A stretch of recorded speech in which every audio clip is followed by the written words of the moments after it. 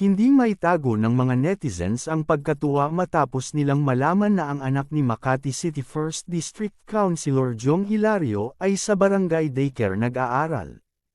Ibinahagi ni Serena sa kanyang page ang unang araw niya bilang isang estudyante sa isa sa mga daycare center sa Makati. Makikita naman na game si Serena na makipag-usap sa kanyang mga bagong kaklase na mula sa iba't ibang antas ng pamumuhay. I'm truly impressed by your humility and down-to-earth approach to parenting. While many celebrity parents might choose elite, private schools for the kids, you've taken a different path by enrolling your child in a regular daycare, sabi ng isang netizen.